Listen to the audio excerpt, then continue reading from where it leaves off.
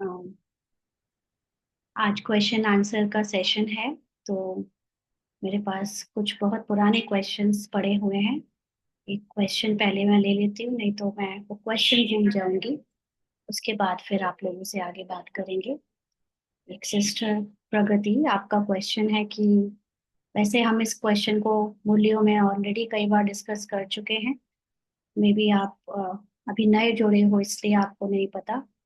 अ, आपका क्वेश्चन है कि बाबा कहते हैं कि आपको पतित आत्माओं से लेन देन नहीं करनी है। तो आपको जो भी घर में जो लौकिक में रिश्तेदार कुछ गिफ्ट देते हैं, तो क्या वो नहीं लेनी चाहिए? तो इसमें हमें ये समझना है पहले कि बाबा जब ये कहता है पतित से कोई लेन देन नहीं करनी चाहिए, तो पतित और पावन का अर्थ क्या है? पतित का मतलब है जो कि बॉडी कॉन्शियसनेस में है, और पावन का मतलब है जो सोल कॉन्शियस है। तो अब आपका रोल जो है वो तो बॉडी में ही चलेगा। रोल तो आपका कोई सोल की दुनिया में होता नहीं।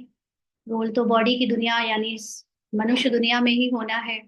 और रोल में तो स्टोरी होती है, कहानी होती है, और ये सब कुछ चलता ही है, लेन देन।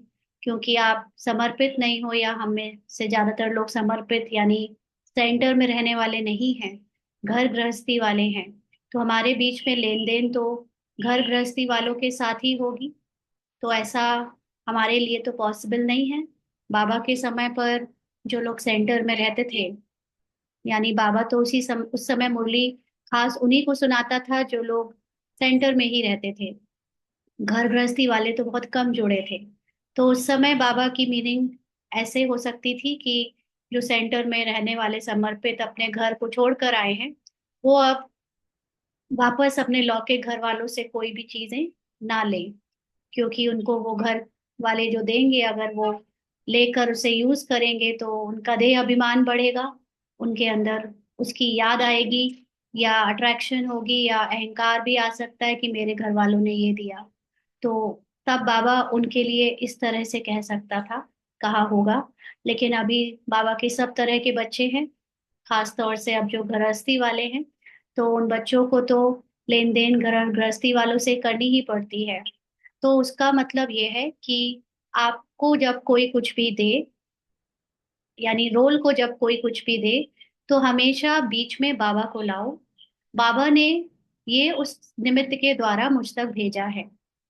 और जब आपको कुछ किसी को देना है बदले में, या ऐसे ही कोई फंक्शन हो रहा है तो रिटर्न गिफ्ट देने हैं, या कुछ भी समाज के हिसाब से जैसे चलना पड़ता है, तो उसमें भी याद रखें कि कभी मैंपन ना आए कि मैं ये रोल यानी रूपाली किसी की मासी बनकर, किसी की बहन बनकर, किसी की बेटी बनकर, किसी की माँ बनकर कुछ कर रही हूँ। अगर ये भान आएगा तो ये तो देह अभिमान में आना हुआ, और देह अभिमान बढ़ाना हुआ। लेकिन जब हम किसी को कुछ हमारे रोल के द्वारा दिया जा रहा है, तो उसमें भान हमेशा या याद हमेशा आत्मा की रहे और बाबा की रहे कि मेरे, अगर मेरे द्वारा यानी रोल के द्वारा कुछ दे रहे हैं तो बाबा दे रहा है, उस आत्मा को बाबा दे रहा है। और जब कोई और इस रोल को दे रहा है तो बाबा दिलवा रहा है।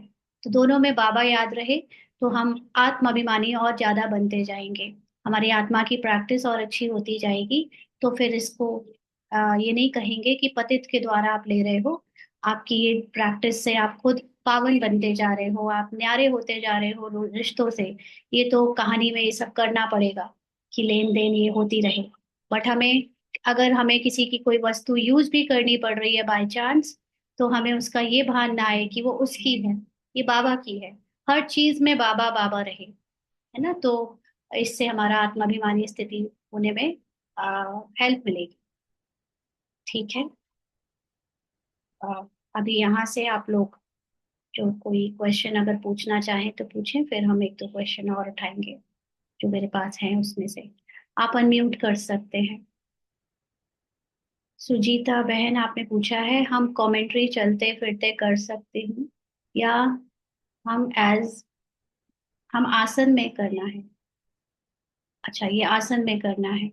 देखो, आपके पास अगर टाइम है तो आप बैठ कर सुने। क्योंकि बैठने से एकाग्रता बनती है, तो आप इसको योग बना सकते हो। योग तो है ही, कमेंट्री योग के रूप में ही हो रही है। लेकिन इस मैं अगर अपने अनुभव से कहूँ तो इसको बैठकर योग करने में और चलते फिरते योग करने में इसका ज्यादा अंतर नहीं होता है, क्योंकि ये ज्यादातर क्लासेस चलते फिरते सुनती है, तो वो योग युक्त हो जाती है। उसको काम चल रहा होता है, हाथों से एक्शंस हो रहे होते हैं, बट बुद्धि पूरी उसमें एकाग्र होती है। लेकिन बशर्ते वो हेडफोन आपके कानों में लगे हों, स्पीकर में ना लगे हों कि आप दूसरे तीसरे कमरे में चले गए तो भूल गए, मतलब वो 2-3 मिनट की कमेंट्री या क्लास छूट ही गई। ऐसा नहीं होना चाहिए, आपके साथ साथ चलना चाहिए अगर काम करना बहुत जरूरी है उस समय तो। और दूसरा ये भी है कि बैठकर सुनने से आप इसको जब क्लासेस को या योग की कमेंट्री को सुनते हो तो आपको अलग से कोई बिंदु रूप में टिकने की बोरियत महसूस नहीं होती, आपका क्लास होते होते ही योग लग जाता है ना। तो दोनों में कर सकते हो, कोई इसका ऐसा पक्का नियम नहीं है। मेन बात है आपको समझ आनी चाहिए और आपकी स्थिति बननी चाहिए। आप उतनी देर के लिए अशरीरी हो जाओ। अशरीरी का मतलब ये नहीं होता कि सिर्फ बैठकर ही अशरीरी हुआ जाता है। आप काम करते चलते फिरते भी जब दूसरी दुनिया में चले जाते हो, एकदम बुद्धि से ज्ञान में समा जाते हो, अपनी आत्मा के सत्य में समा जाते हो, तो वो भी अशरीरी स्थिति है। तो आप कैसे भी कर सकते हो।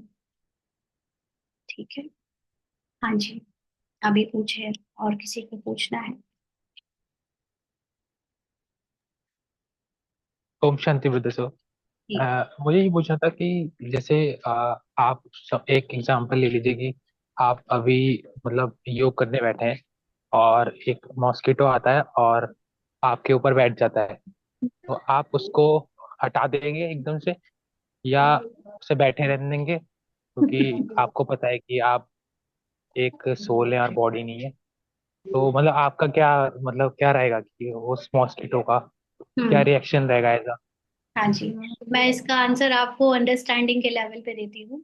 आज से मुझे याद है 4 साल पहले, 3 साल पहले करीब, जब अंडरस्टैंडिंग सोल की उतनी क्लियर नहीं थी, ये वाली अंडरस्टैंडिंग नहीं थी, तो हम लोग समझते थे प्रकृति जीत होने का मतलब है कि आपको गर्मी लगे चाहे सर्दी लगे, आपको लगनी नहीं चाहिए ऐसा, या मच्छर काटने नहीं चाहिए, और काट रहे हो तो आपको उससे फर्क नहीं पड़ना चाहिए। तो पहले हम अशरीरी होना या सोल कॉन्शियस होने को ऐसी अवस्था समझते थे कि आपको इन सब से फर्क नहीं पड़ना चाहिए।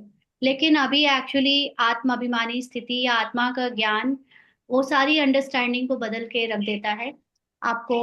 अब एक्चुअली ये रियलाइज होगा कि ऊपर से आपके पार्ट में कुछ भी हो रहा हो, रोल में, मन में कुछ भी हो रहा हो, शरीर में कुछ भी हो रहा हो, इससे आपके आत्मा का सत्य नहीं बदलता है। और वो सत्य मेरा जो सातों गुणों से भरपूर वो शाल, वो साइलेंस, वो प्रेम स्वरूप, वो ज्ञान स्वरूप, वो आनंद स्वरूप जो स्थिति है, या वो जो नॉलेज से ये वो नोइंग और उसका अनुभव है, वो मेरा नहीं बदलता, चाहे वो ऊपर से मच्छर काटे, चाहे ऊपर से सर्दी लगे शरीर को, चाहे गर्मी लगे। और यहाँ तक कि एक सिस्टर का क्वेश्चन आप ही के जैसा आया है कि उनको ब्रेकफास्ट में लेट हो जाता है और फिर डिनर, सॉरी, लंच में भी लेट हो जाता है, तो बीच बीच में उनका मन करता है कि वो कुछ और खा ले, और वो ले लेती हैं, खा लेती हैं। ऐसे तो उनको कोई खास खाने में आसक्ति नहीं है, बट थोड़ा मन हो जाता है और भूख लगाती है तो वो बीच बीच में खा लेती हैं। तो उनका यही पूछना है कि फिर हम कर्मेंद्रिय जीत कैसे बनेंगे, क्योंकि हम तो ये खाने पीने में हमारा ध्यान जा रहा है। तो इसके वही सेम सेम आंसर जो आपके मच्छर वाले एग्जाम्पल के लिए, कि देखिए इससे फर्क नहीं पड़ता। हम पुरुषार्थ अभी तक ऊपर से करते आए, इसलिए आदत पड़ी हुई है कि हम ऊपर से हम वैसे बनकर दिखाएं जैसे कोई बहुत संयम वाला सन्यासी होता है, या अगर यज्ञ में भी कोई रहा हो संयम नियम वाला, जो बार बार मुंह जूठा नहीं करेगा, वो खाना बार बार नहीं खाएगा, खाएगा तो बहुत कम खाएगा, इस तरह का पुरुषार्थ करने का अब हम लोग अटेम्प्ट नहीं कर रहे हैं, क्योंकि वो पुरुषार्थ रोल को बदलने का पुरुषार्थ है। और जिसको ड्रामा का ज्ञान अच्छे से समझ आ गया है, वो ये जान चुका है कि ड्रामा में एक एक सेकंड, एक एक पल, जो कुछ भी एक्शन हो रहे हैं, बोल हो रहे हैं या संकल्प आ रहे हैं, वो फिक्स्ड है। आपका मच्छर को मारना भी फिक्स्ड है। आपको मच्छर का ना मारना, उसको हो, अब आप देखो, अगर आपको मच्छर काट रहा है और आपका ध्यान तो मच्छर पे ही है ना, देखो बैठा है, उड़ नहीं रहा, उड़ नहीं रहा, उड़ नहीं रहा, इतनी देर में आप अपने आत्मा में स्थिति नहीं हो पा रहे हो। आप अपने सत्य को भूल गए उतनी देर, और मच्छर पे ही ध्यान है कि अगर मैंने मच्छर को मार दिया मतलब मैं अच्छा योगी नहीं हूँ। है ना, हमारा योगी दिखाने में ज्यादा इंटरेस्ट है। जैसे भोजन के लिए भी इन्होंने पूछा कि हम अगर नहीं खाएंगे ज्यादा, हम संयम रखें तो हम योगी कहलाएंगे। तो हमें दिखावे वाला योगी नहीं बनना है ना। योगी का मतलब ऊपर से एक्शन आपके बहुत संयम वाले हैं, बहुत स्थिर शरीर है, बहुत अचल शरीर है, हिल नहीं रहा है। या जैसे आपने शायद वो बुक पढ़ी होगी, आर्ट ऑफ, ये योगी वाली, ऑटोबायोग्राफी ऑफ अ योगी, उसमें दिखाते हैं कि कोई कोई सन्यासी हैं जो अ, उनका बहुत कर्मेंद्रियों पर कंट्रोल भी था, प्रकृति पर कंट्रोल भी था। माना मच्छर, वो चाहते तो मच्छर आ जाते, वो चाहते तो मच्छर चले जाते। ये सब बहुत कोटों में कोई कोई इक्का दुक्का ऐसा निकलता है जो ये जिसके साथ ऐसे अनुभव हो पाते हैं, और वो भी ड्रामा अनुसार होते हैं। अगर ऐसा होना पॉसिबल होता तो फिर बाबा ना आता। बाबा गृहस्थियों को ये आत्माभिमानी बनाने के लिए आया है, ना कि मच्छर को हम मारे या ना मारे, हिले या ना हिले, बार बार कुछ खाएं या ना खाएं, इन सब पर बाबा कुछ टिप्पणी नहीं देना चाहता। ये सब नेचुरली जो हो रहा है होने दे, इस पर आप ध्यान देने की जगह ध्यान इस बात पे दें कि चाहे मैं जब मच्छर को मार रहा हूँ, चाहे जब मैं कुछ बीच बीच में खा रहा हूँ या नहीं भी खा रहा हूं, तो क्या मैं आत्मा में स्थित हूँ, मैं अपने सत्य को याद रखती हूँ या नहीं। है ना। तो इसने भी उस समय, आज से 3 साल पहले जब ये वाला पुरुषार्थ करती थी, तो हम लोग ये कोशिश करते थे, हम मतलब ये पार्ट और इसके साथ और 2-3 बहनें बालकनी में बैठ जाते थे अमृत वेला, और सोचते थे कि आज मच्छर नहीं काटेंगे, हमारे योग में इतनी पावर है कि आज मच्छर ही नहीं आएंगे। एक दिन वाकई ऐसा होता था कि मच्छर नहीं काटते थे, तो हम दूसरे दिन ना ऐसी मुरली ऑनलाइन क्लास में एक्सपीरियंस सुनाते थे कि हमने हमने योग किया और मच्छरों ने नहीं काटा।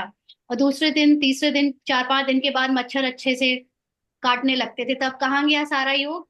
हाँ, तो समझ में आया ये योग योग का प्रभाव नहीं है, ये सब माया का धोखा है। इस सब में नहीं जाना है कि मच्छर काटेंगे कि नहीं काटेंगे। मेन बात है, अब समझ आ रही है जब आत्मा का अनुभव करा दिया है बाबा ने, कि इससे कोई फर्क नहीं पड़ता आपको ऊपर से क्या हो रहा है क्या नहीं हो रहा है, आपके शरीर में क्या सेंसेशन है क्या कुछ नहीं। आप तो हमेशा आत्मा हो, और उस आत्मा की सत्यता, संपूर्णता है, उसमें स्थित रहो। शरीर के रोल को साक्षी होकर देखते रहो, चाहे वो खा रही है, चाहे वो मच्छर मार रही है, चाहे वो हिल रही है, डुल रही है, कुछ भी कर रही है ना। ये रोल से अपने को बदलने की कोशिश करना माना आपका अज्ञानी होना दर्शाता है, अभी फुल नॉलेज नहीं हुई है। ठीक है जी। नहीं, एक्चुअली आप मुझे ये बताइए कि ऑब्वियसली वो तो मतलब सोल का नेचर चेंज नहीं होता है। बट मेरा जो वो था कि थोड़ा सा एक माइंड में आया था कि क्योंकि हमें रोल में भी डुअलिटी को रिमूव करना है ना। हम्म। तो जहाँ आप मतलब मैं बैठा हूँ और आप अगर उस चीज पे भी ध्यान नहीं दे रहे, फॉर एग्जाम्पल आप सोल कॉन्शियस हैं, तो मच्छर काटेगा नहीं काटेगा, मतलब अगर वो भी डिपेंड करता है कि जो मैं डेली टू डेली लाइफ पे वो कर रहा हूँ, मतलब एज अ सोल। तो डुअलिटी को हटाना है ना, तो उस चीज का कि अगर डुअलिटी को हटाना पड़ेगा तो एक वननेस लानी पड़ेगी। तो काटे ना काटे उससे फर्क नहीं पड़ना चाहिए, मतलब मच्छर का ही नहीं नहीं, आना चाहिए कोई। हाँ ठीक है, आपकी अंडरस्टैंडिंग यहाँ तक तो अच्छी है कि डुअलिटी को हटाना है, यहाँ तक तो ठीक है। लेकिन इसके आगे जो आपने ये समझा कि हटाने वाला कौन है, आपको क्या लगता है ये हद का मन और बुद्धि जो पुरुषार्थ कर रहा है ये हटाएगा डुअलिटी? जिसके होने के कारण ही तो डुअलिटी है। जो ये पुरुषार्थ कर रहा है मन, इसी की वजह से तो डुअलिटी है। और ये मन में मच्छर काटने का भी आभास हो रहा है, और मच्छर नहीं काट रहा है तो वो भी उसको अभिमान का पता चल रहा है कि आज नहीं काट रहा है। दोनों बातें तो मन को पता चल रही हैं। जिसको पता चल रही हैं वो डुअलिटी से कैसे फ्री हो सकता है? मतलब जो डुअल है ही कर्मातीति नहीं, और केवल उसमें स्थित होने से डुअलिटी से छूटा जा सकता है। और जो डुअल नहीं है वो है आत्मा। तो तो कर्म आप अतीत स्टेज पे ही हम नॉन डुअलिटी को अचीव करते हैं, आई गेस। देखिए, आप ऑलरेडी नॉन डुअल हो। भले ही आपका जो नाम रोल मुझे है, नहीं पता, आप रोल। अपना नाम नहीं डालते, आप अलग अलग स्वमान डालते हैं, जो भी है, आप जो पार्ट हो, वो पार्ट ये कह रहा है कि हमें नॉन डुअलिटी तक पहुंचना है। तो वो पार्ट, वो उसका मन ऐसा कह रहा है कि उसको नॉन डुअलिटी तक पहुंचना है। लेकिन ये तो देख रही है एक आत्मा, जिस जो आत्मा ऑलरेडी नॉन डुअल ही है। लेकिन अभी उसका मन, वो अपने मन से घिरी हुई है, अपने मन में बंधी हुई है, इसलिए उसको ऐसा लग रहा है कि वो डुअलिटी में है। तो मैं तो एक नॉन डुअल पर उस आत्मा को ही देख रही हूँ। आपको इसलिए अपने आप में डुअलिटी फील हो रही है क्योंकि आप अपने को मनुष्य की पर्सनालिटी में देख रहे हो।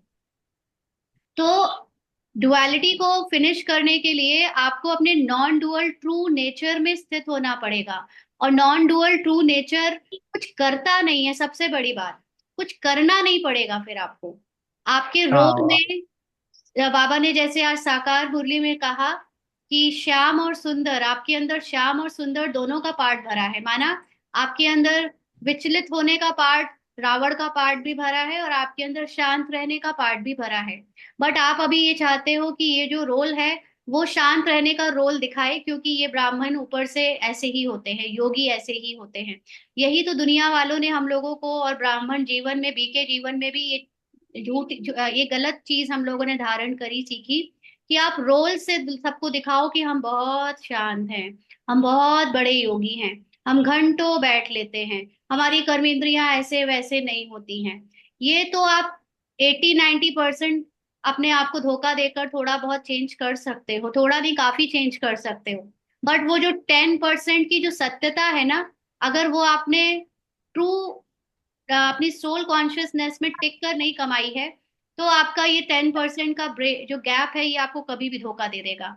और आप एक्चुअली में असत्य में ही हो। रोल को चेंज करना माना असत्य को के साथ खेलना।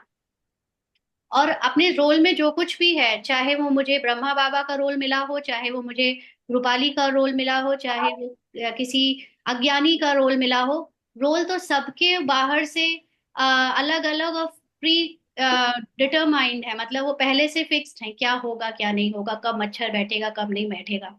बट वो जो आत्मा है, उस आत्मा का अनुभव ही अवेकनिंग है। उस अनुभव को जान लेना, उसमें टिक जाना, वही मात्र एक रास्ता है, वही एक ओनली तरीका है अपनी नॉन डुअलिटी में लौटने का। और इसके ऊपर आप कुछ भी करते रहो, वो सब आप अपने मन को, जो मन खुद ही डुअलिटी क्रिएट कर रहा है, वही कह रहा है मुझे डुअलिटी खत्म करनी है, तो ये धोखा देना हुआ। मन कभी डुअलिटी को खत्म नहीं कर सकता ऐसे। मन जब करेक्ट। आत्मा में स्थित हो जाए तभी डुअलिटी खत्म होगी। ठीक है। शुक्रिया। जी शुक्रिया सिस्टर, आपको कुछ पूछना है?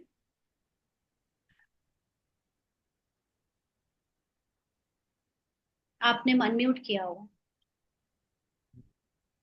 और किसी को कुछ पूछना है भाई, बताएं। फिर एक सिस्टर का और क्वेश्चन है।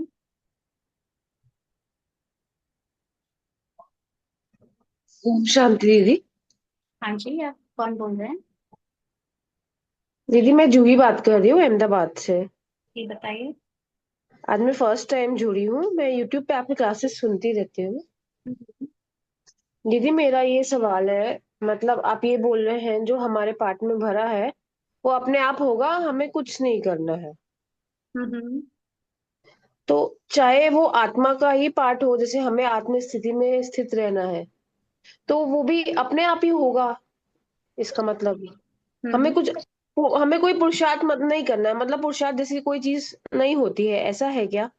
पुरुषार्थ प्रारब्ध सबसे जैसी पहले, कोई? ये ये किसने सुना कि हमें कुछ नहीं करना है? ये मन ने सुना। मन ने सुना हमें कुछ नहीं करना है। कान, कान से लेकिन ये सुना, हाँ बोला मन। गया था, ये बोला गया था आत्मा के लिए। हाँ। जिसने अपने आत्मा को अनुभव कर लिया है, उसको कुछ हम्म। नहीं करना है। और जो अभी भी मन का स्वरूप बना बैठा है, वो तो बिना कुछ किए रह ही नहीं सकता। हाँ। है ना। जब तक इस शरीर शरीर में है तब तक तो नहीं, पॉसिबल ही नहीं शरीर है ना में तो वो। वो भी है जिसने आत्मा का अनुभव कर लिया है, लेकिन आत्मा का हाँ। अनुभव होने का मतलब है उसको ये पता चल चुका है कि ड्रामा में जब एक एक चीज पहले से फिक्स्ड है, नूंद है, तो वो हम्म। ड्रामा अनुसार उसका रोल, यानी उसके एक्शंस, उसके बोल और उसके संकल्प अपने आप आएंगे। उसको हाँ। तो एक चीज करनी है जिसको आपने गलत सुना, या ये कह लीजिए कि सुनने में थोड़ा सा डिफरेंट सुनो आया, ही ना, सुनो, आवाज ही ना आ रही।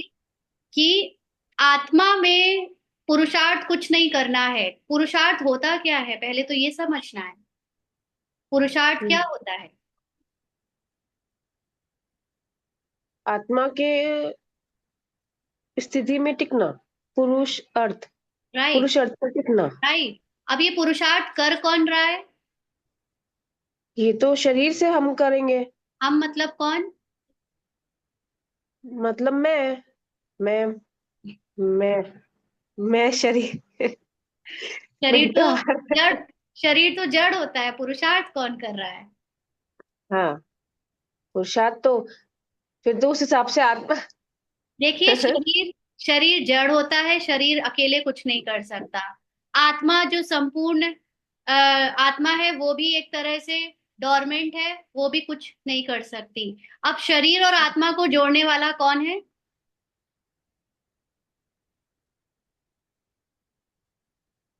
मन। मन। मन, है ना, माइंड। हम्म। इस माइंड के माइंड। द्वारा ही हम कलयुग तक आए हैं। द्वापर हाँ। युग से माइंड ने ही डुअलिटी क्रिएट करी है, झूठा अहंकार बनाया है, फॉल्स आइडेंटिटीज बनाई है, तो अब वो कलयुग तक आकर थक चुका है डुअलिटी क्रिएट करते करते।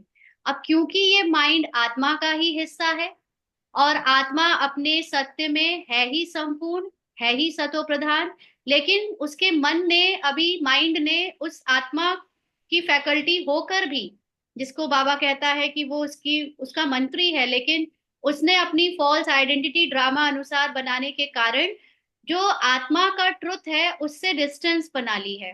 अब वो कहता है कि जैसे सपोज करिए हमारा कोई किसी का बाप करोड़पति है, लेकिन उसका बच्चा अपने अहंकार में आकर कहे कि मुझे बाप की प्रॉपर्टी प्रॉपर्टी कुछ नहीं चाहिए, मैं तो अपना धंधा खुद करूंगा, और निकल पड़े घर से बाहर और जाकर अपने अहंकार को बढ़ाने के लिए कभी ये धंधा करे कभी वो धंधा करे।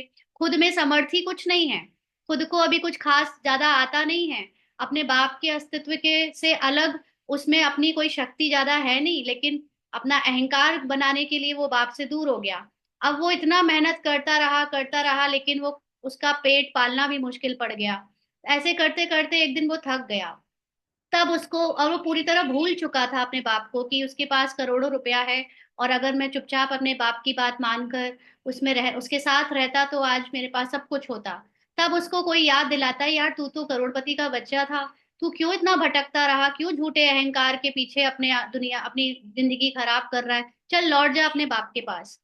तो अब उसको कहता है कि मैं ऐसे कैसे लौट जाऊं, बाप तो मुझे स्वीकार नहीं कर पाएगा। उसको ऐसा लगता है कि बाप उसको स्वीकार नहीं करेगा, क्योंकि अभी भी अहंकार है कि बाप अब मुझे क्या है, मैंने तो उसको, क्योंकि बाप तो काइंड हार्टेड है जैसे माँ बाप होते हैं, लेकिन अभी उसमें फिर भी अहंकार बचा है कि मैं कैसे लौट जाऊं। तो ऐसे ही ये मन कहता है, मैं कैसे मान लूं कि मैं हूं ही सत्य में संपूर्ण, मैं कैसे मान लूं कि मैं हूं ही शांत, मैं कैसे मान लूं कि मैं हूं ही शक्तिशाली और पवित्र, है ना। तो अब ये पुरुषार्थ, ये जो मन कर रहा है उसको, ये जो कैसे कैसे मान लूं, ये कहता है उसका रावण मन। माना उसके जो माया अभी तक उसको अपने फंसा कर रखे थी अभिमान में अहंकार में, वो माया ही इसको कहती है कि तुम कैसे मान लो कि तुम्हें वो अपना लेगा। लेकिन सत्य यही है कि वो अपने बाप से अलग कभी था ही नहीं। वो जिस दिन जाएगा अपने बाप के साथ, उसके उस दिन से वो अपने घर में वहां पे जो बाप खा रहा है, जो जैसे रह रहा है वो वैसे रहने लगेगा।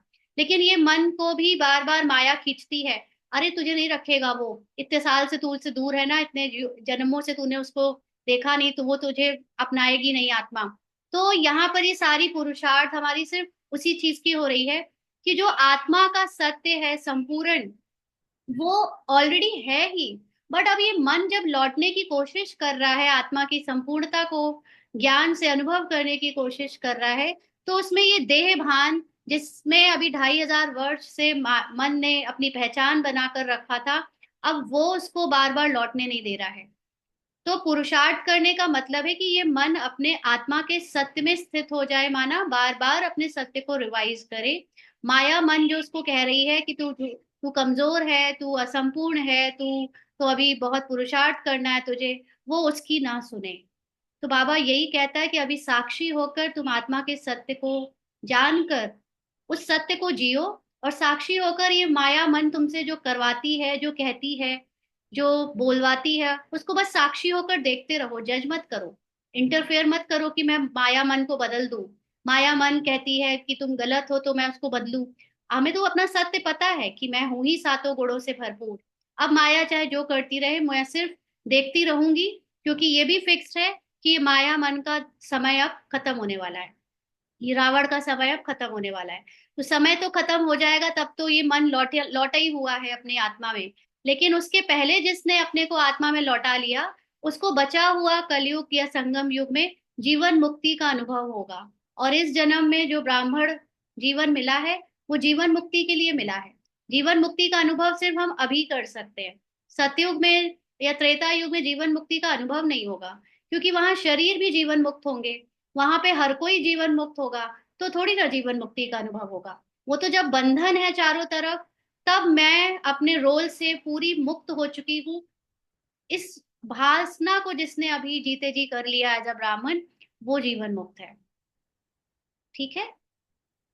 तो अभी आपको समझ में आ गया पुरुषार्थ क्या करना है। पुरुषार्थ सिर्फ आत्मा में लौटने का करना है। और जो आपको ये बार बार कह रहा है कि अब कुछ करना ही नहीं है, ये मन कह रहा है। मन, हाँ आप कुछ करना नहीं है, लेकिन कुछ करना भी है। अब रोल को नहीं बदलना है, अब अपने को सत्य पे टिकाना है और रोल को होते हुए देखते जाना है। और जो जो उसमें होता रहे वो बाबा को बताते हैं। ठीक है।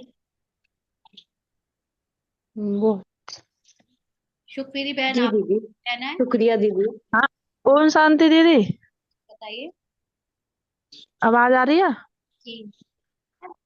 हाँ दीदी, पता नहीं आज आवाज नहीं आ रही है, इसलिए म्यूट कर दो तो आवाज ना आया मते। अच्छा, तो अभी आपको कुछ पूछना है या कुछ, आप अपनी तरफ से शोर मत बचाइए, तो भले अनम्यूट। नहीं नहीं, आवाज का ये किया है दीदी। ठीक है, तो आप फिर उधर से देखिएगा कोई साउंड ना आए, मैं आपको म्यूट नहीं करूंगी। ठीक है दीदी, ओम शांति दीदी। जी, एक क्वेश्चन है एक सिस्टर का, कि जब से ये वाला एडवांस कोर्स के बाद हम लोग ये समझ गए हैं कि आत्मा बाबा जैसी है, तो उनका कहना है कि जैसे अब ऐसा लगता है कि हमारा बाबा के प्रति रिगार्ड और रिस्पेक्ट पहले जैसा नहीं रहा, क्योंकि अब हमें लगता है कि बाबा की सोल और हमारी सोल में कोई डिफरेंस ही नहीं है। जो बाबा की महिमा सो मेरी महिमा, बाबा और मैं बिल्कुल इक्वल है, सिर्फ रोल का ही तो डिफरेंस है। उन्हें भगवान का रोल मिला है और मुझे ब्राह्मण आत्मा का। इसलिए भगवान के प्रति वो पहले जैसी भावनाएं फील नहीं होती। इसके बारे में बताएं। और इसका अर्थ तो ये हुआ कि अपनी परम स्थिति में सभी सोल भगवान या शिव ही है, जैसा कि न्यू अंडरस्टैंडिंग में हमने समझा है। ये उनकी अंडरस्टैंडिंग है, तो इसमें क्या क्लैरिटी मतलब उनको चाहिए।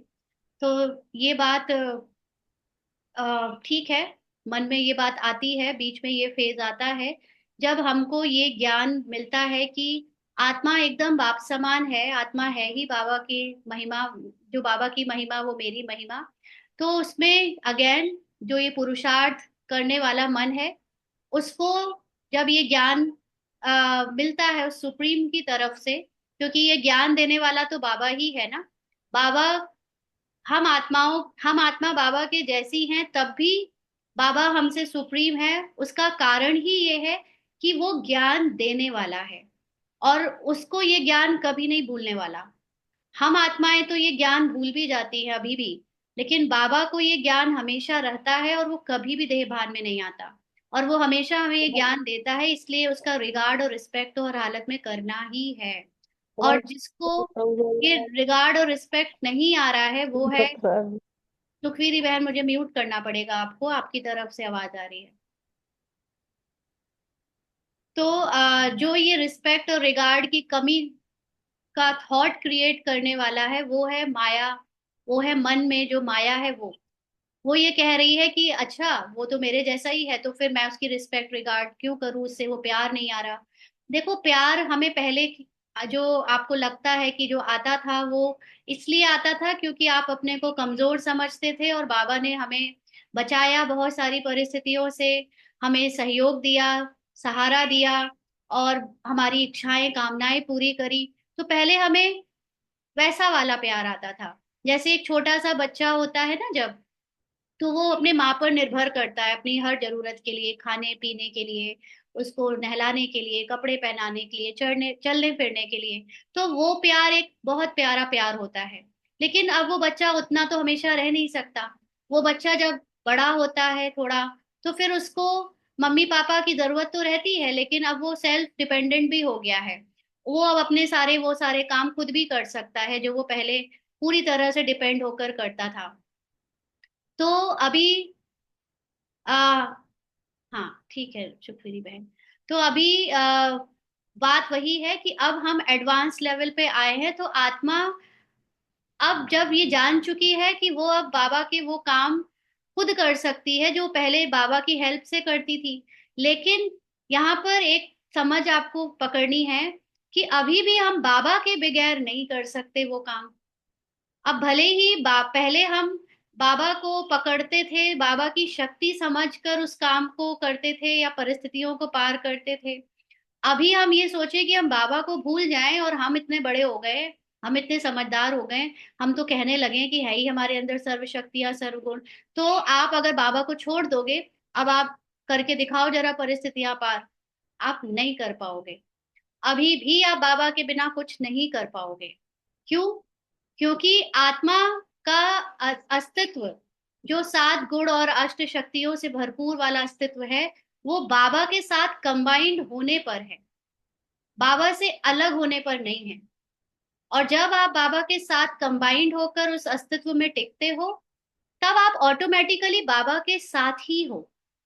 बस फर्क इतना है कि आपको जो प्यार पहले आंसू गिरा देता था, बाबा का सहयोग जो आपके दिल को छू जाता था, वो बस अब शायद आंसू बन के नहीं टपकता है। वो शायद उस तरह से एक्सप्रेस नहीं होता जैसे एक छोटा बच्चा अपनी माँ को लिपटता है। लेकिन वही बच्चा जब बड़ा हो जाता है तो माँ बाप को प्यार तो करता है, माँ बाप के साथ रहता तो है, लेकिन अब वो उतना एक्सप्रेसिव नहीं होता। उसका थोड़ा सा उसे पता चल चुका है, मतलब उसके अंदर अब वो सारे काम खुद कर लेने की एक टेंडेंसी आ गई है। तो जैसे जैसे हम बाप समान बनने लगते हैं, तो बाबा के समान बनना ही बाबा का सबसे बड़ा रिगार्ड है। बाबा को वो रिगार्ड नहीं चाहिए, वो रिस्पेक्ट नहीं चाहिए जो सिर्फ कहने मात्र आंसू बहाकर हम बाबा को पहले देते थे, कमजोर बने रहकर देते थे। बाबा ने आज ही कहा है ना मुरली में कि बाबा की सर्विस का रिटर्न देना मतलब बाप समान बनना। तो बाप समान अपने को अनुभव करके हम जब बाप समान शक्तिशाली स्वमान में टिकाकर वाकई में हमारे द्वारा पार्ट भी शक्तिशाली होने लगता है। This is the greatest regard respect to बाबा।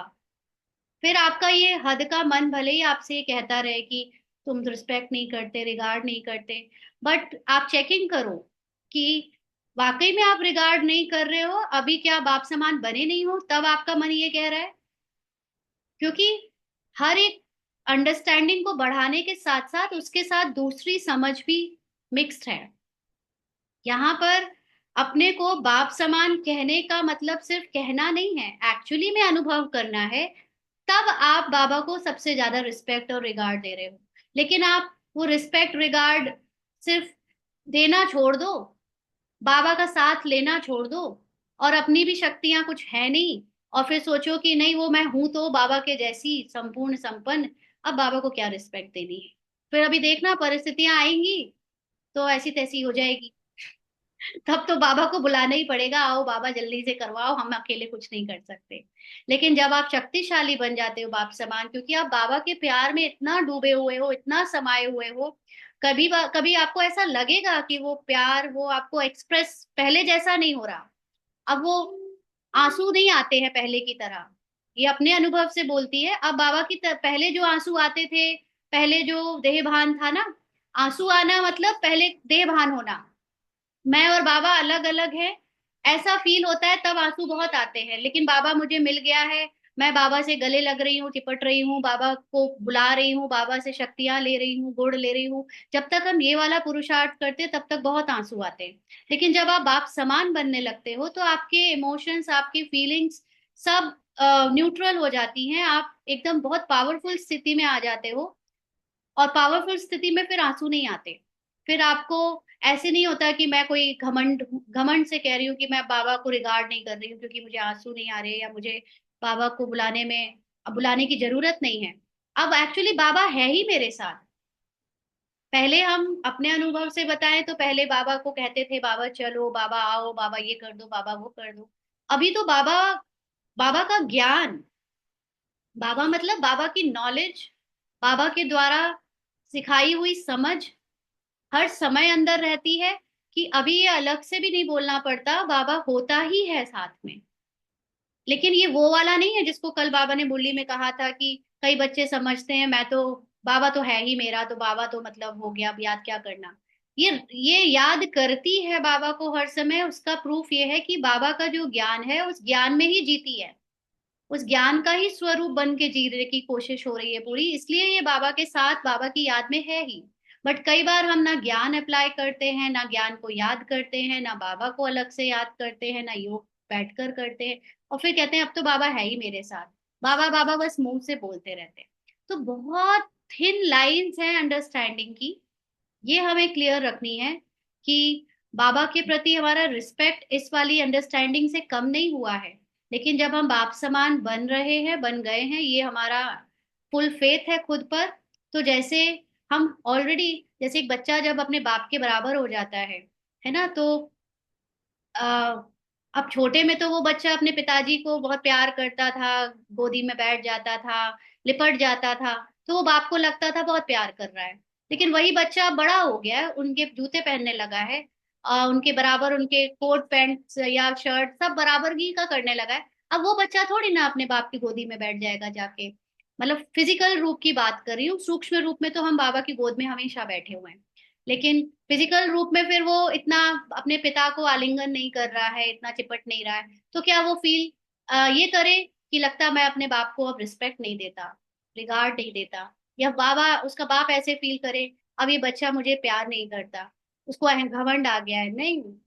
दोनों ही चीजों में अंतर है कि अब मैं बाप समान बन गया हूँ, और यही उस बाप को उसका सीना चौड़ा करके खुशी देता है कि देखा, मेरा मेरा बच्चा मेरे समान बन गया है। तो यहाँ पर जब हम ये अंडरस्टैंडिंग को आप और आगे बढ़ोगे, ये फील होता है। इसको भी बीच में क्वेश्चंस हुए थे कि अभी ऐसा लगने लगा है जैसे बाबा से प्यार नहीं करते हैं, या पता नहीं घमंड आ गया है कि हम बाबा जैसे हो गए। वो फेज आया था इसको भी। लेकिन धीरे धीरे इसको जैसे जैसे चलती चली, क्योंकि जहां जहां अगर ये घमंड पे भी चेकिंग करनी पड़ती है ना, अगर घमंड आ गया तो बहुत बड़ा नुकसान हो जाएगा, है ना। तो बहुत सारी जगह पर अभी भी बाबा को बुलाना ही पड़ता है। तो बाबा को बुलाना मतलब अभी वो वहां पर कमियां हैं बाप समान होने में, बाप समान खुद को अनुभव करने में। तो वो पता चलता है कि वो कमी हमें अटेंशन से समझ आ जाती है। फिर हम बाबा के संपूर्णता में खुद को स्थित कर लेते हैं। तो वो कमी को अपना स्वरूप समझने लगते हैं, मतलब वो कमी यानी वो शक्ति जो चाहिए थी वो उस समय नहीं याद आई या नहीं अनुभव हुई, तो फिर बाबा को याद करके उस शक्ति को अपने अंदर महसूस करते हैं, तो वो शक्ति भी भर जाती है। तो ऐसे करते करते मैं बाप समान जितना बनती जाती हूँ, उतना फिर वही सबसे बड़ा बाबा के लिए रिगार्ड बन जाता है। ठीक है जी, तो आई होप ये समझ आया हूँ। दीदी पहले से बाबा से प्यार नहीं करे तो मतलब, बाबा से प्यार नहीं करे मतलब क्या? बाबा से प्यार नहीं करो, ये तो बाबा के बच्चों के साथ हो ही नहीं सकता। और कल जैसे बाबा ने अव्यक्त मुरली में कहा था कि बाबा से प्यार जो लोग मेहनत कर रहे हैं, वो इसका मतलब है कि वो बाबा से कम प्यार करते हैं, बाबा के प्यार में लवलीन नहीं रहते, इसलिए मेहनत कर रहे हैं। हमारी तो यहाँ मेहनत और कम हो गई है। इसका यही प्रूफ है कि हम अब बाबा से पहले से ज्यादा प्यार करते हैं। क्योंकि बाबा ये नहीं कहता कि, बाबा तो हमेशा ये कहता है मैं, मुझे अपने बच्चों के प्यार में 100% निश्चय है, सब बच्चों को मुझसे प्यार है। लेकिन उस प्यार का सबूत कोई कोई बच्चा देता है। तो उस प्यार का सबूत ये है कि हम बाप समान बन रहे हैं। तो अब हम जब बाप समान बन गए हैं या बन रहे हैं, तो फिर वो वही तो सबूत है बाबा के प्यार का।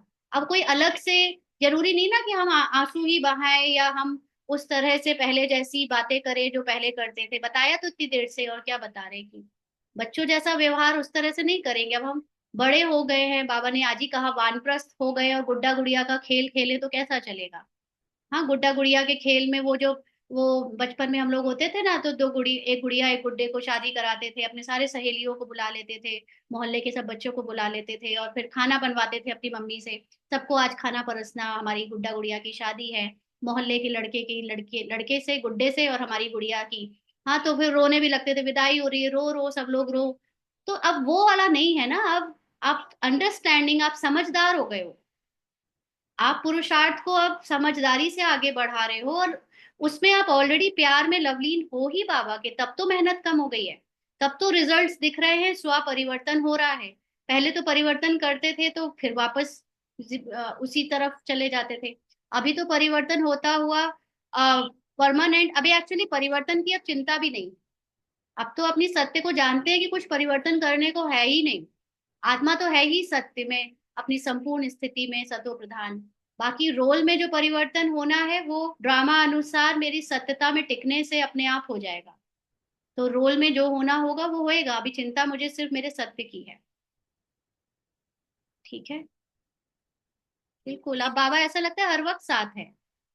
आप ही हमारी खुद की शक्ति से हमें बाबा महसूस होता है। बाबा इज व्हाट? शिव शक्ति। और शिव का क्या मतलब है? शिव शक्ति मतलब जिसमें शिव की शक्ति हो। तो जब मैं शिव शक्ति बनती हूँ तो मेरे अंदर शिव की शक्ति समा जाती है। फिर मैं कोई शिव को पुकारती नहीं हूँ भक्तों की तरह, आ जाओ बाबा आ जाओ। बाबा है ही मेरे साथ, मेरे अंदर है ना। कोई दूर नहीं है। फिर परम धाम, परम धाम फिर हम साथ में कंबाइंड है। जी पूजा सिस्टर, आप बताओ। हाँ जी, ओम शांति सिस्टर। दीदी, मेरा एक बार बार मन में यही प्रश्न आ रहा है कि जैसे मन दो तरह के हैं, एक जो हमें शूद्र की तरफ ले जाता है और एक उसको समझाता है कि नहीं ऐसे नहीं, ऐसे करना है। तो मेरे को ये पूछना है कि इसमें बुद्धि का क्या रोल है, कि बुद्धि भी दो तरह की, एक सत्व प्रधान और एक शूद्र वाली। हाँ जी, अपने सत्य को जानने के लिए बुद्धि का क्या रोल है, मतलब ये बताएं। बिल्कुल। जैसे मन बुद्धि संस्कार तीनों ही आत्मा से निकलकर सतो, सतो के बाद रजो, रजो के बाद तमो की अवस्था से क्रॉस करते हैं ना। तो ये मन बुद्धि संस्कार तीनों ही हमारे अभी शूद्र पने के भी हैं। तो बुद्धि में बाबा ने ये ज्ञान दिया, तो इस बुद्धि को दिव्य ज्ञान से ये बुद्धि दिव्य बुद्धि बनती है। और सबसे बड़ी बात कि इस बुद्धि का ताला बाबा खोलता है। तो ताला खोलने का मतलब है कि आत्मा को जानकर आत्मा के सत्य को समझ पाना, ये है बुद्धि का ताला खुलना। ये ज्ञान तो हम कईयों को देते हैं, कितनों को नहीं प्रदर्शनी में और कोर्स में समझाते हैं। बट कितने सारे लोग भाग जाते हैं, वो आत्मा तक पहुंच ही नहीं पाते, उनको आत्मा की चीजें समझ ही नहीं आती। तो हमें आत्मा की चीज समझ में आ रही है, यही बहुत बड़ी बुद्धि का ताला खुलना है। और क्योंकि बुद्धि के पास ही वो पावर है कि वो मन को कंट्रोल कर सकती है। और लेकिन वो कंट्रोल जबरदस्ती वाला कंट्रोल नहीं है। बुद्धि अपनी समझ को बढ़ाती है। माना बुद्धि को जब नॉलेज मिलती है तो बुद्धि समझदार होती है, और उस समझ से फिर वो मन को प्यार से हैंडल करके अपने आप परिवर्तन की तरफ लेती जाती है। तो पुरुषार्थ मन कर रहा है। अब मन और बुद्धि दोनों मिलकर चला रहे हैं इस पुरुषार्थ को, जिसमें बुद्धि में लगातार ज्ञान का इंटेक हो रहा है, और मन उस इंटेक से उसका रस लेकर उसको बार बार जब याद करता है और मन मनाभव होता है, तो बाबा कहते हैं ना, बुद्धि को और तरफ से तोड़कर एक मुझ में लगाओ। दूसरी तरफ से कहता है मन मनाभव। तो मन और बुद्धि दोनों के लिए बाबा कहता है बुद्धि को तोड़ना है दूसरों से। इसका मतलब क्या हुआ कि अभी तक मेरी बुद्धि में जो विजुअल्स दिखते थे, जो चित्र दिखते थे, या जो आ, आ, ज्ञान और समझ जो थी मेरे अंदर, वो दूसरों के मत के हिसाब से थी। तो वो चीजें अब मैं भुला दूं, क्योंकि मैं किसी को पति, किसी को पत्नी, किसी को सास, किसी को बहू, स्त्री पुरुष ये समझ रही हूँ। माना बुद्धि अभी वो सब समझकर उसी का भान लेकर बैठी है, और उसका ज्ञान से वो मन को भी कहती है देखो तुम बहू हो ना, तुमको करना पड़ेगा इसके लिए। तो मन को थॉट आता है कि चलो अब बहू वाला ये काम, बंधन वाला काम करें। फिर बुद्धि को जब बाबा का ज्ञान मिला तो उसमें मिला कि तुम आत्मा हो। तो बुद्धि अब मन को कहती है अरे तुम तो आत्मा हो, तुम किसी की सास बहू नहीं हो, तुम आत्मा इंडिपेंडेंट हो, है ना। तो अब मन क्या कहता है, अच्छा मैं इंडिपेंडेंट हूँ, मैं कोई शरीर नहीं हूँ, मैं ये सब कुछ नहीं हूँ। तो मैं अब जो बंधन में बंधी हुई विकारी दृष्टि रखकर एक दूसरे के साथ आ, कर्मों में आ रही थी, हिसाब किताब बना रही थी, अब मैं आत्मा समझकर वो सब कुछ करूंगी तो मेरे बंधन टूटते जाएंगे, मैं बंधन मुक्त होती जाऊंगी, और साथ साथ मन मनाभाव से मेरे अंदर यानी मन में जो सत्यता आती जाएगी, जो उसकी सतो प्रधान स्थिति का उस पर असर आता जाएगा, उससे उसकी बंधन बदलकर संबंध में बदल जाएंगे, और उसकी कहानी, उसका रोल बिल्कुल प्योर हो जाएगा। तो ये मन और बुद्धि दोनों मिलकर करते जाते हैं। ठीक है पूजा सिस्टर। जी जी। हाँ जी,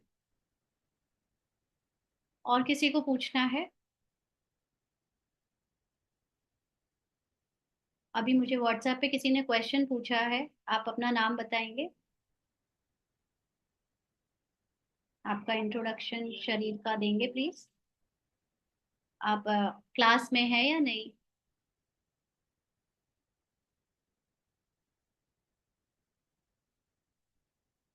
हाँ जी, ऋतुपुरी बहन, आप हो क्या? ओम शांति दी। हाँ जी। नहीं दीदी, मैंने क्वेश्चन नहीं लिखा, मेरा दूसरा क्वेश्चन है। हाँ जी दीदी बताओ। बस थोड़ी सी इसमें क्लैरिटी चाहिए। जैसे बाबा कहते हैं कि आत्मा निर्लेप नहीं है, आत्मा अभिमानी स्थिति निर्लेप है। तो मतलब आत्मा पतित बनती है, पावन बनती है, बट जैसे हमें अभी ज्ञान की थोड़ी थोड़ी समझ जो आ रही है उसमें यही है कि आत्मा तो अनटच्ड है, आत्मा को कुछ नहीं होता। तो फिर जो लेप है ये आत्मा के ही मन पे लगता है, ऐसा है क्या? हम्म। आत्मा के अंदर जो फैकल्टी है मन बुद्धि संस्कार, द्वापर युग से ये मन बुद्धि संस्कार आत्मा की फैकल्टी यानी मंत्री रोल में आकर रोल कॉन्शियस हो जाता है। यानी द्वापर में जब रावण का राज्य शुरू होता है तो सारी रावण की जो भी लेपछेप है विकारों की, देहभान की, देह अभिमान की, ये मन को टच करती है, मन बुद्धि को। और मन बुद्धि के ऊपर झूठे अभिमान अहंकार की लेयर चढ़ना शुरू हो जाता है, जिससे उसके संस्कार भी दूषित हो जाते हैं। तो आत्मा जो ओरिजिनल मूल स्वरूप में जो आत्मा है उसका तो कुछ नहीं बदलता है, लेकिन आत्मा के जो मंत्री हैं, ये मंत्री रोल के अकॉर्डिंग अपनी स्टेज कहानी में जो भी क्रॉस करते हैं उसके अकॉर्डिंग चेंज होते हैं। तो लास्ट में जब संगम युग आता है, तो अब संगम युग में ड्रामा अनुसार जब बुद्धि को ज्ञान मिलता है, बाबा दिव्य ज्ञान देता है बुद्धि से, और तीसरी आंख खोलता है, माना दिव्य नेत्र खोलता है, तो उसको फिर समझ आता है, उसको जैसे जगा देता है, झंझोर देता है कि जागो जागो, तुम ये मन बुद्धि नहीं हो, तुम ये संस्कार नहीं हो, तुम आत्मा हो। आत्मा तो देखो कितनी संपूर्ण है, उसके सातों गुण उसमें भरपूर हैं, और तुम अपने को मन बुद्धि संस्कार समझकर, शरीर समझकर कमजोर समझते थे, मजबूर समझते थे, विकारी समझते थे, पतित समझते थे। अब तुम अपने को जानो, तुम आखिर में सत्य में कौन हो। तो जब हम इस मन को बुद्धि के द्वारा ये नॉलेज मिलती है, इसके थॉट्स मिलते हैं, बाबा के द्वारा स्वमान के थॉट्स मिलते हैं, तो फिर वो धीरे धीरे करके अपनी सोल कॉन्शियस स्टेज को याद करती है। उस सोल कॉन्शियस स्टेज में कहा गया कि आत्मा, आत्मा की स्थिति वो निर्लेप है। माना आप जब आत्मा, इस समय हम सब आत्मिक स्थिति में ही स्थित हो सकते हैं, क्योंकि पुरुषार्थ करते समय शरीर भी जिंदा है, मतलब शरीर में, रोल में, मन सब कुछ ऑलरेडी है। अब मुझे सिर्फ बुद्धि से अपने को आत्मा समझकर, उसके सत्य को जानकर बार बार उसे इमर्ज करना है। तो ये जो स्थिति है आत्मा अभिमानी स्थिति, ये निर्लेप है, इसके ऊपर अब कोई लेप छेप नहीं लग सकती। बाकी अगर आप उसको मूल आत्मा को देखो, तो क्योंकि फैकल्टी तीनों मन बुद्धि संस्कार आत्मा का ही पार्ट है, तो अगर आत्मा, मन में दाग लगा, बुद्धि में दाग लगा, संस्कार में दाग लगा, तो वो दाग एक तरह से आत्मा का कहा जाता है कि वो दाग आत्मा में लग गया, इसलिए बाबा पुण्य आत्मा पाप आत्मा के बीच में डिवाइड कर देता है। बट अभी आप अंडरस्टैंडिंग से अब उस मूल स्वच्छ आत्मा को मन बुद्धि संस्कार से अलग कर दो और फिर उस आत्मा को देखो, तो आपकी आत्माभिमानी स्थिति जो अभी बन रही है, वो स्थिति के ऊपर अब कोई दाग नहीं लग सकता, इसलिए वो नहीं ले रहा। थैंक यू सो मच दीदी, बहुत सुंदर आपने एक्सप्लेन किया। बस एक और चीज पूछनी है दीदी, जैसे बाबा का भी मन बुद्धि संस्कार है, बट वो अलग अलग नहीं है, वो मर्ज हुआ हुआ है।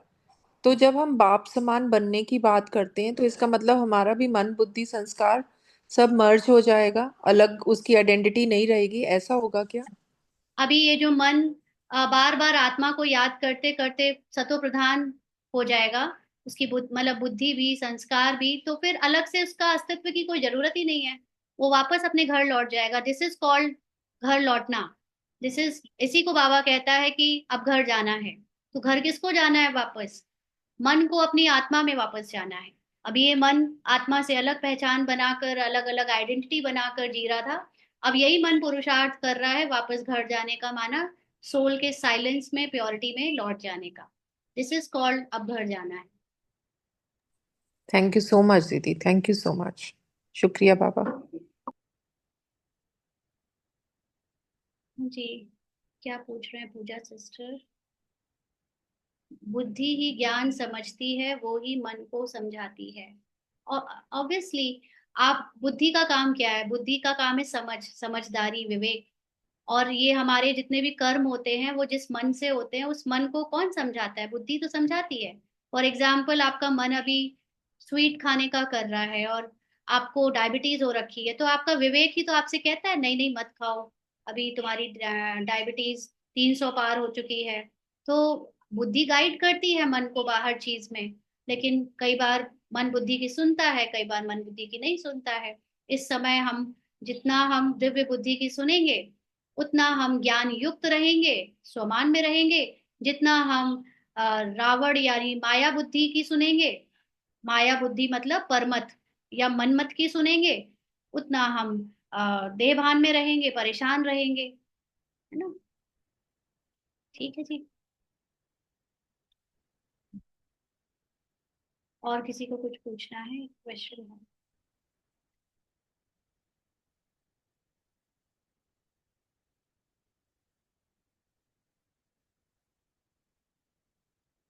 कोई, मुझे नहीं पता आप यहाँ हो कि नहीं, बट आप अपना इंट्रोडक्शन शायद नहीं देना चाहते, जो भी नहीं है। देना चाहती हूँ। ओम शांति दीदी।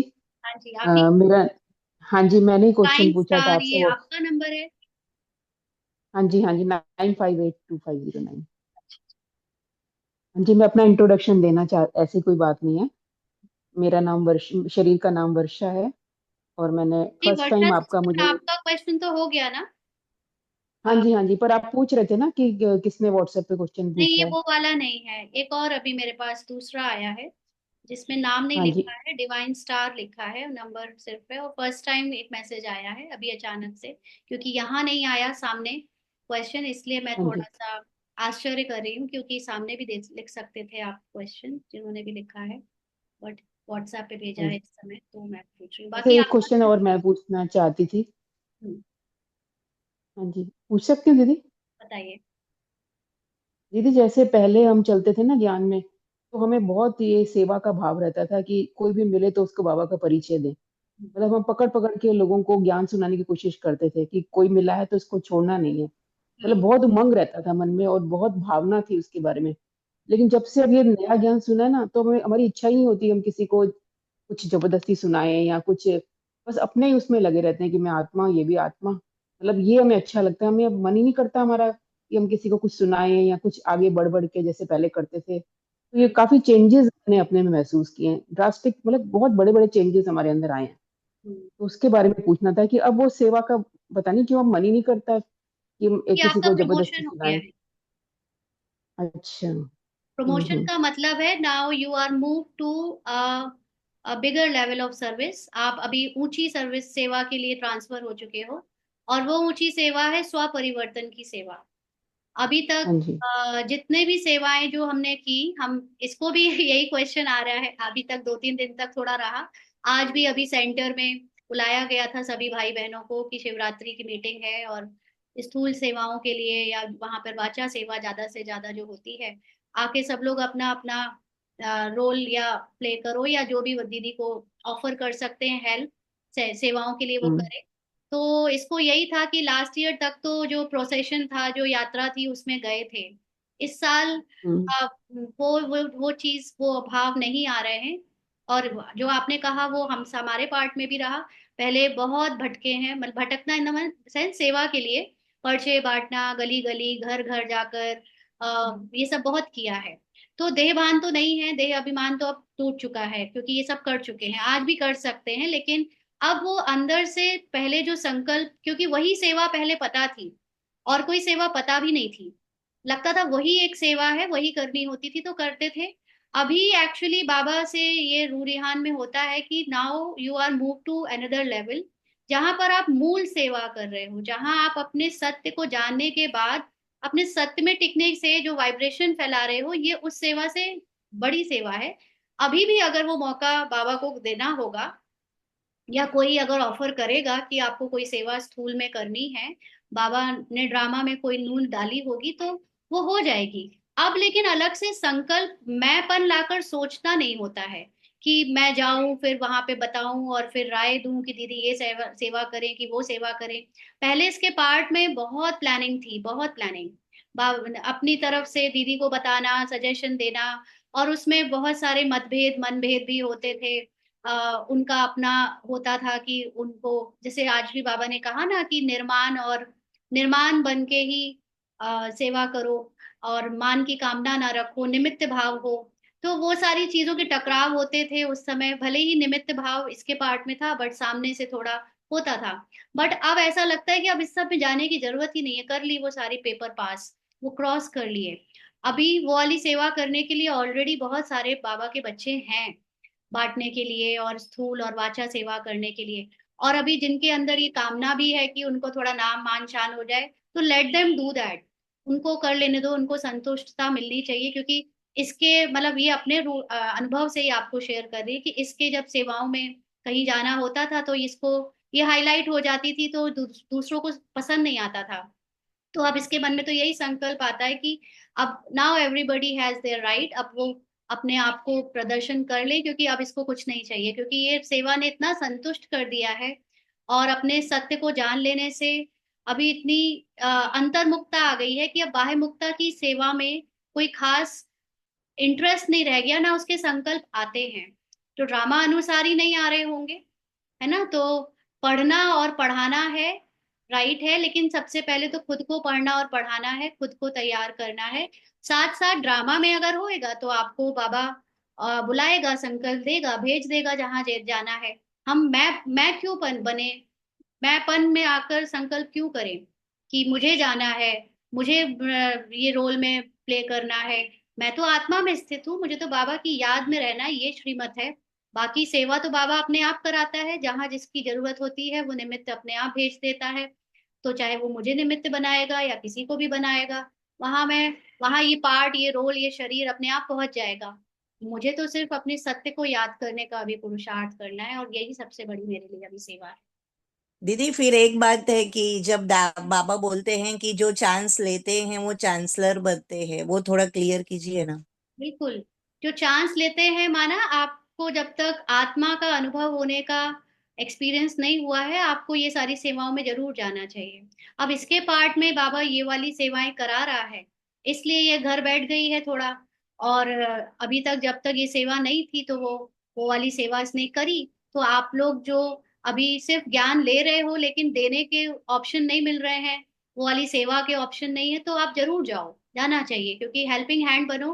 कल बाबा मिलन में नहीं, भी तो बाबा फिर ने अगर कहा, हम लोग मुरली क्लास वगैरह हमको करने को बुला रहे हैं तो क्या करें फिर? हाँ बिल्कुल जाओ। देखो, आप एक्चुअली सबसे बड़ी प्रॉब्लम कहाँ आती है, हम लोग एक्शन कॉपी करते हैं।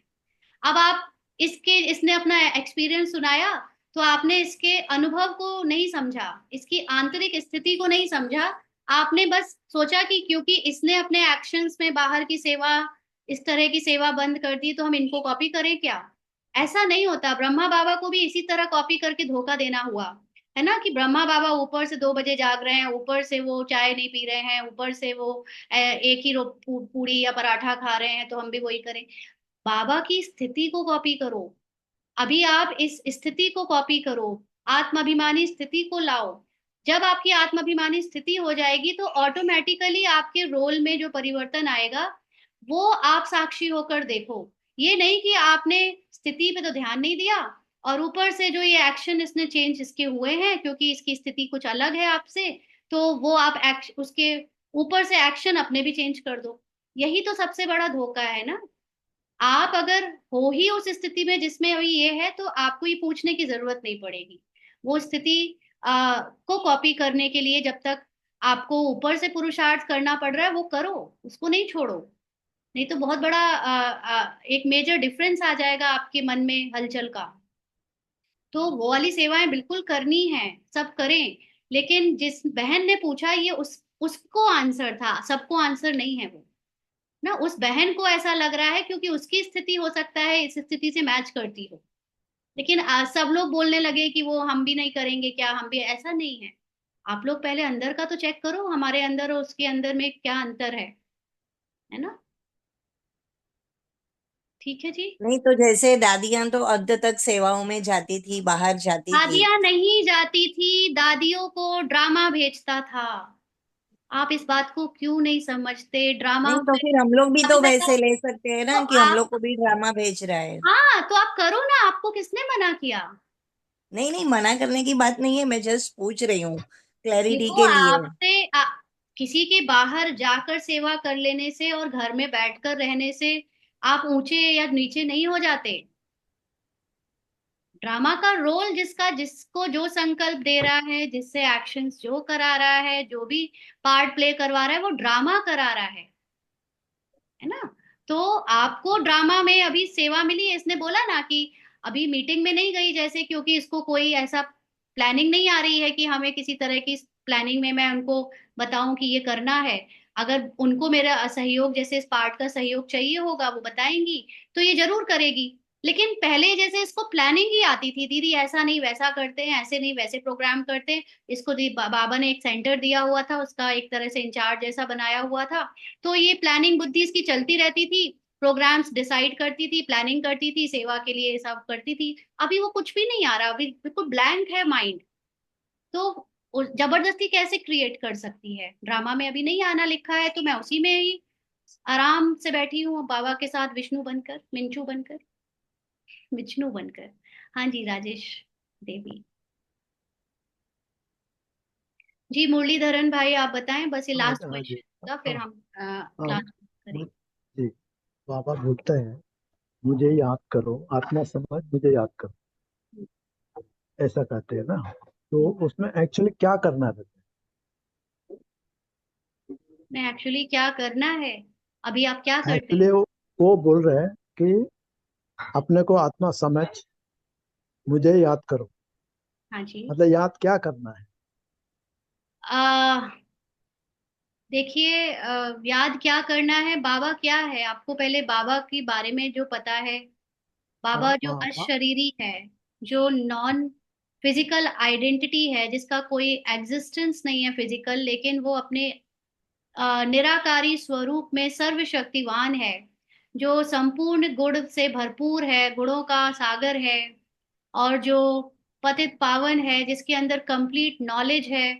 उसको याद करना माना उसकी नॉलेज को याद करना, उसके गुणों को अपने गुण समझकर अपने अंदर अनुभव करना। उसके जैसे बाबा साक्षी है, वो दुनिया की हर एक्शंस को या घटनाओं को घटित होता हुआ भी देखता है, लेकिन बिल्कुल प्रभावित नहीं होता।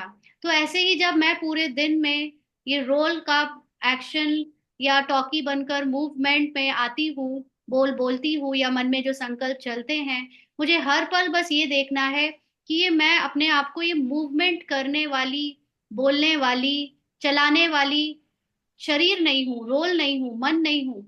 मैं बाबा के जैसी साइलेंस में स्थित रहने वाली अशरीरी, पावरफुल, मास्टर भगवान के जैसी, भगवान समझ के मैं वो आत्मा हूँ। तो बाबा की नॉलेज को याद करना माना बाबा को याद करना। अपने स्वमान यानी आत्मा के स्वमान को याद करके उसका अनुभव करना माना बाबा को याद करना, है ना। तो यही सारी चीजें हैं बाबा को याद करने में। और इसको आप बैठकर करें या चलते फिरते करें, शरीर का भान से निकल कर अपने अशरीरी अवस्था में टिकना माना बाबा को याद करना, आत्मा को याद हाँ, करना माना बाबा को याद करना। मतलब शरीर का याद रहता है तो उसको क्या करें? शरीर का याद तो रहता है, लेकिन ज्ञान से नॉलेज से अपने को ये भी याद दिलाओ कि ये शरीर मैं हूं नहीं। फॉर एग्जाम्पल, अब हाँ, बैक पेन हो रहा है, पीठ में दर्द हो रहा है, तो आपको जी शरीर का पीठ, मेरा मैं शरीर, मेरा पीठ दर्द, ये तो याद आएगा ही। लेकिन जी आपको ज्ञान से तो ये नॉलेज में पता चल गया है ना कि आप ये बॉडी नहीं हो, आप ये जी पीठ जी नहीं हो, आप इस पीठ में होने वाला दर्द यानी वो सेंसेशन भी नहीं हो। आप तो जी वो स्वस्थ आत्मा हो जिसको कोई बीमारी छू भी नहीं सकती, जिसको जी जी। दर्द छू भी नहीं सकता। तो बॉडी में हम्म, जितने भी सेंसेशन हो, जो भी संकल्प हो, जो भी संस्कार दिखे, हर बार बस ये याद दिलाना मैं ये नहीं हूँ। एक्चुअली जी कवरिंग को साफ करते जाना है। जब आप ऊपर की सारी शरीर की कवरिंग को भुलाते जाओगे, माना इससे अपनी पहचान को अलग करते जाओगे, न्यारी करते जाओगे, तो जो बचता है वो आत्मा है। जी जी। Understand. Thank you. Thank you. Thank you didi. ठीक है। और बस, अभी परमार शंकर भाई, आपको कुछ पूछना है क्या?